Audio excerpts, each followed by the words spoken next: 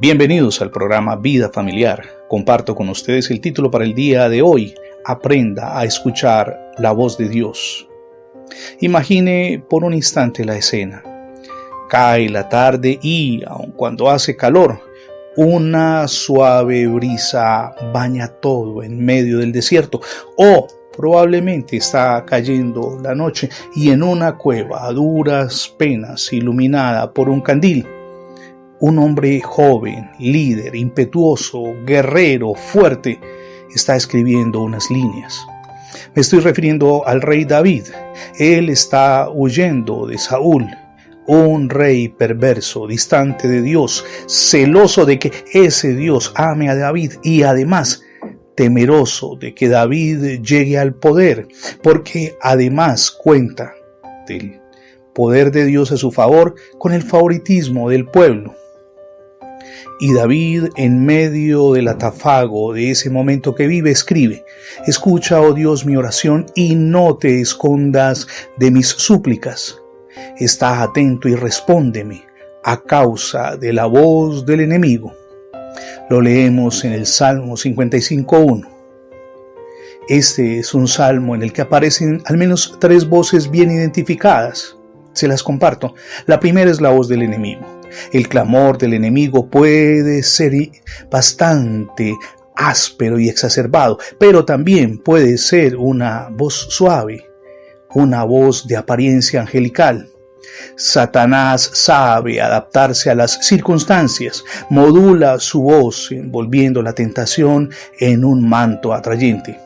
Es necesario que aprendamos a discernir las maquinaciones del gran adversario y que no nos dejemos arrastrar siguiendo sus voces extrañas. En su calculado plan para desviarnos del camino de la justicia, el archienemigo espiritual usa diferentes medios de expresión. No escuchemos esa voz que nos sugiere que sigamos las inclinaciones de la carne, desviándonos de Dios y de su palabra.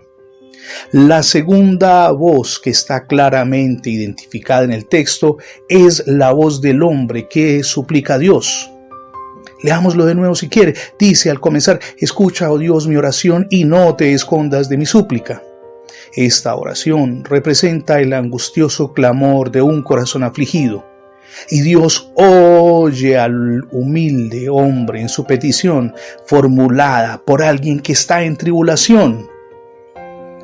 Hay un texto maravilloso que también comparto con usted y dice: como el Padre se compadece de sus hijos, se compadece Jehová de los que le temen, porque Él conoce nuestra condición, se acuerda de que somos polvo. Eso lo leemos en el Salmo 103, versos 13 y 14. Con nuestra voz, a través de la oración, llevamos a Dios nuestras debilidades y limitaciones y, como respuesta, el Padre nos da la fortaleza para sobreponernos a nuestras debilidades. Nos da el coraje en medio del desánimo, nos auxilia en las perplejidades y nos brinda socorro cuando nos sentimos desvalidos. Y una tercera voz que está muy clara en ese primer verso del Salmo 55 es la voz de Dios. El mismo Dios que habló en la creación de la tierra, en la creación de los ríos, en la creación de los mares y todo cuanto hizo. El Dios que ordenó al mar rojo que se abriera para que el pueblo de Israel pasara rumbo a Canaán.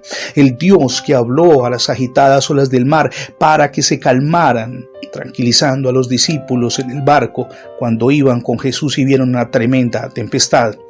El mismo Dios que en la cruz prometió la entrada en el reino de los cielos al agonizante malhechor arrepentido. El mismo Dios habla al corazón de aquellos que en él confían. Habla, Jehová, porque tu siervo oye, decía Samuel al oír la voz de Dios.